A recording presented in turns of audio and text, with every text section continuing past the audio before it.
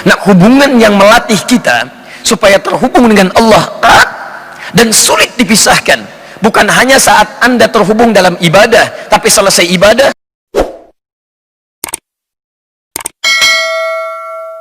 wasala yasilus silah, sesuatu yang sampai atau terhubung dengan erat, hubungan yang erat yang sulit untuk dipisahkan, silah.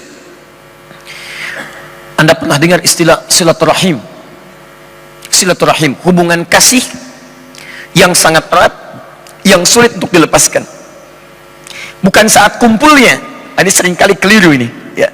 Silaturahim itu terwujud bukan saat kumpulnya, tapi saat Anda berpisah setelah momentum pertemuan itu terjadi.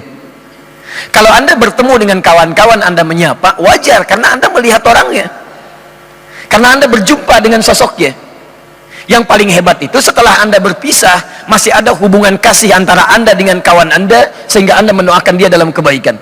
Dalam sujud Anda doakan, dalam doa Anda sertakan. Itu yang dimaksudkan hubungan yang erat, yang sulit untuk dipisahkan. Nah, hubungan yang melatih kita supaya terhubung dengan Allah erat dan sulit dipisahkan, bukan hanya saat Anda terhubung dalam ibadah, tapi selesai ibadah Anda masih terhubung dengan Allah. Jalan ingat Allah, makan ingat Allah, minum ingat Allah, kerja ingat Allah. Maka ibadah yang melatih kita supaya terhubung erat dengan Allah, dirubah kalimatnya menjadi salat. Dalam bahasa sering diartikan dengan doa, karena dengan doa itu terhubung erat Anda dengan Allah subhanahu wa ta'ala. Karena itulah setiap aktivitas kita seringkali dibuka dengan doa.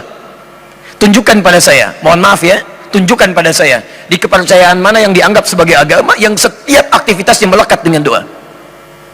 Coba lihat, kita bangun tidur ada doanya, Anda cuci tangan ada doanya, Anda makan ada doanya, Anda melepas pakaian ada doanya, pakai pakaian ada doanya, urusan ke toilet pun ada doanya, bahkan langkahnya diatur, masuk kiri keluar kanan, masuk masjid pun ada doanya, langkahnya diatur, masuk kanan keluar kiri.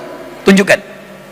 Dan doa itu bukan sekedar kalimat yang diucapkan, tapi itu bangunan kita, konsepsi kita antara kita dengan Allah supaya ada ikatan. Bahkan kata Nabi, lihat kalimatnya, saat Anda tidak tahu doanya pun cukup ucapkan kalimat Allah.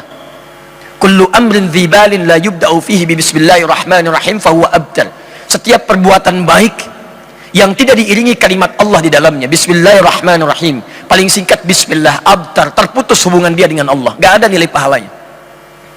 Bukan sekedar pahala yang penting, tapi hubungan Anda dengan Allah. Mau duduk, bismillah.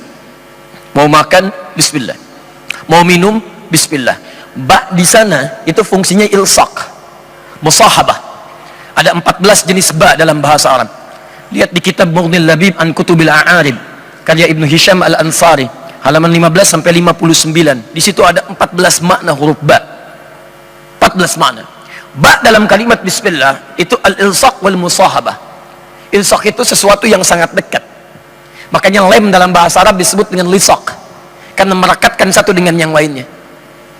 Kenapa kalimat bismillah di situ menggunakan ba, fungsinya ilsaq? Artinya orang yang akan mengerjakan sesuatu menyebutkan bismillah, seakan-akan kalimat Allah melekat dalam dirinya. Bismillah, saya akan minum karena Allah. Dan ketika dia minum, dia merasa dekat dengan Allah subhanahu wa ta'ala. Dia merasa dilihat oleh Allah, dia merasa diawasi oleh Allah. Karena itulah orang-orang yang menyebutkan kalimat Allah punya hubungan dengan Allah. Ketika akan minum bismillah, dia tidak akan pernah menyentuh minuman yang tidak disukai oleh Allah subhanahu wa ta'ala. Karena ketika akan dia minum bismillah, dia tahu Allah lihat. Telunjuk yang selalu digunakan untuk tahiyat dalam salat, membangun hubungan dengan Allah. Telunjuk yang digunakan untuk tahiyat tidak akan pernah mengerjakan maksiat. 9 kali Anda gerakan, Anda ucapkan tahiyat. Subuh sekali, zuhur 2 kali, asar 2 kali, maghrib 2 kali, isya 2 kali, 9 kali. Mustahil telunjuk ini ketika selalu digunakan untuk tahiyat, Anda gunakan untuk maksiat. Tanda tangan proyek yang tidak disukai oleh Allah, menulis sesuatu dalam media sosial yang dilaknat oleh Allah, yang tidak disukai oleh Allah, mustahil. Lisan yang digunakan untuk mengucap kalimat Allahu Akbar tidak akan pernah mengagungkan yang lain selain Allah. Lisan yang digunakan mengucap kalimat yang baik-baik dalam salat tidak akan pernah digunakan untuk mengucapkan kalimat yang kotor di luar salat. Karena itulah orang yang salatnya benar, yang kenal dengan Allah, maka perhatikan, bukan saat salat saja dia kerjakan. Quran surah keempat An-Nisa ayat 103, paling kanan agak sedikit ke atas. Lihat konsepsinya. Fa idza qadaytumus shalah, Maka jika salat telah tuntas Anda kerjakan, fadhkurullaha, maka orang yang salatnya benar, dia akan langsung ingat kepada Allah Subhanahu wa taala. Di salat yang dia kerjakan menjadikan dia ingat Allah. Qiyaman, mau dia langsung berdiri, ingat Allah. Begitu selesai salat, Anda keluar, ingat Allah. Orang yang ingat Allah tidak akan melangkahkan kaki keluar masjid dengan kaki kanannya, pasti kiri. Orang yang ingat Allah tidak akan tertukar sandal. Begitu dia menggunakan sandal orang lain, maka hatinya akan berkata, ini bukan punya kamu, tinggalkan. Karena ingat Allah. Wa qu'udan, duduknya ingat Allah. Wa 'ala junubikum, bahkan sedang tiduran pun ingat Allah. Ketika setiap orang beringat dengan Allah Subhanahu wa taala dalam seluruh aktivitasnya, maka yang terjadi Ali Imran ayat 190. Inna fi khalqis samawati wal ardi wa ikhtilafil laili wan nahari laayatin liulil albab. Ayat 191 ya. Alladzina yadhkuruna Allaha qiyaman wa qu'udan wa 'ala junubihim wa yatafakkaruna fi khalqis samawati wal ardi. Rabbana ma khalaqta hadza batila. Subhanaka faqina 'adzabannar. Lihat langit, ingat Allah. Orang melihat langit cuma lihat bintang. Bintangnya bagus ya. Orang ini Masya Allah. Ada orang geologis, dia praktek, dia cari batu macam-macam untuk menemukan mineral. Masya Allah. Pernah terjadi di Libya. Kami sempat mengajar di kalangan teman-teman minyak.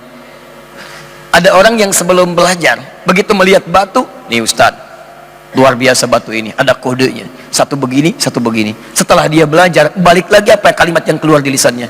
Masya Allah. Masya Allah. Kalau bukan Allah yang menciptakan Ustadz, tidak ada tanda antara satu dengan yang lainnya. Kita bisa bedakan begini, begini, dan begini. Perhatikan. Perubahan terjadi. Ini yang disebut di hadis Muslim, nomor hadis yang ke-8, jilid yang pertama, Kitabul Muqaddimah, posisi paling kiri sebelah atas, dari Umar bin Khattab radhiyallahu taala anhuma. Sikap ini yang dibangun dengan pendekatan kepada Allah melahirkan konsep siapa yang disebut dengan ihsan namanya. Jadi kalau seseorang sudah dalam aktivitasnya selalu ingat Allah, maka dia akan memastikan semua aktivitasnya sebagai ibadah dan dia merasa diawasi oleh Allah Subhanahu wa taala. Maka perhatikan kalimatnya. Ketika ditanya Nabi Muhammad SAW tentang ihsan, anta'budallaha ka'annaka tarahu fa illam takun tarahu fa innahu yarak. Engkau menjadikan seluruh aktivitasmu sebagai ibadah karena Allah, dan engkau merasa dilihat oleh Allah sekalipun engkau tak mampu melihatnya. Ya, tak bayangkan. Ini ihsan namanya. Mau makan merasa dilihat Allah, mau duduk merasa dilihat Allah, mau sholat sangat merasa dilihat Allah. Itu ihsan. Dan ibadah pertama yang disebutkan di Quran, salat. Quran surah kedua Al-Baqarah ayat ketiga. Alladzina yu'minuna bil ghaib wa yuqimunas shalah. Setelah dia yakin terhadap Allah walaupun tak nampak dalam pandangannya, dia coba sempurnakan salatnya. Nah, ikhwas sekalian, sekarang persoalannya, jika kita ingin menghadirkan kekhusyuan dalam salat yang dimaksudkan, menikmati salatnya dan berdampak dalam kehidupan, sebelumnya coba dievaluasi dulu. Dari sekian salat yang telah kita tunaikan, berapa persen dari salat itu yang mengingatkan kita dengan Allah Subhanahu wa taala? Antum kerja ingat Allah tidak? Makan ingat Allah tidak? Mendidik anak ingat Allah tidak?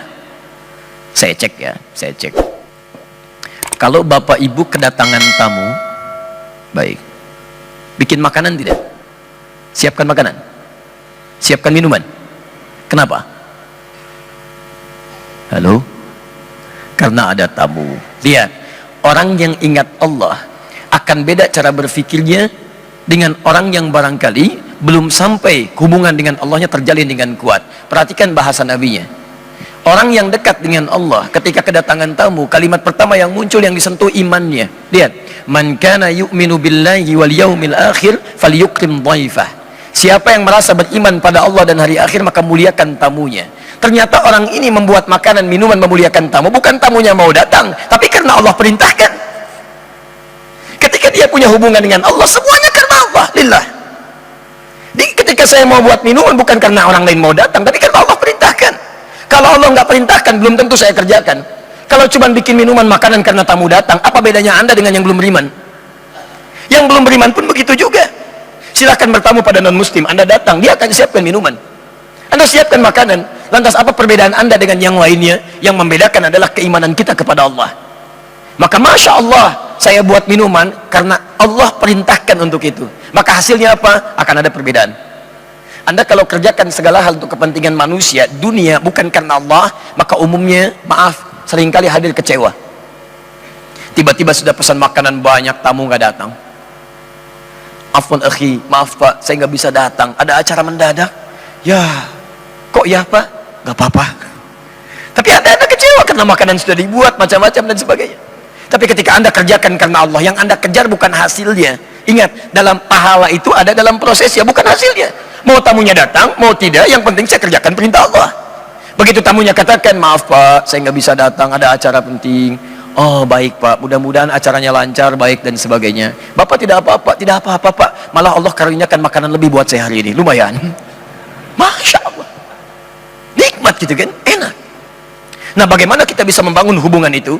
Kalau hubungan anda sudah dekat, ada ikatan yang sangat kuat. Ikatan dalam bahasa Arab disebut dengan akada. Akada. Ya, karena itu dalam pernikahan dibuka dengan akad. Ya, ketika anda mengucapkan kalimat, dibuka dengan ijab dulu. Saya nikahkan engkau, saya kawinkan, hei fulan, dengan putri saya fulana binti fulan fulana, dan seterusnya, dengan mas kawin sekalian, ya sekian sekian sekian dibayar tunai. Maka anda katakan, saya terima nikahnya, kawinnya si fulana binti fulan dengan mas kawin tersebut dibayar tunai. Itu kalimatnya disebut dengan akad. Kenapa disebut dengan akad? Karena dengan kalimat itu terikat kuat hubungan anda, antara anda dengan istri anda, antara anda dengan keluarga baru anda. Saking kuatnya disebut dengan mahram bil musaharah, seperti mahram, kuat. Yang tadinya anak laki-laki ini nggak boleh melihat ibu mertuanya terbuka hijabnya, sekarang jadi boleh. Yang tadinya tidak boleh menyentuh tangan ibunda mertuanya, sekarang jadi boleh. Akad. Nah, ketika hubungan anda kuat dengan Allah, dilatih dalam ibadah, dimanapun terikat anda dengan Allah, maka konsepsi ikatan ini berubah jadi pedoman kehidupan. Dari akadah jadi akidah. Akidah.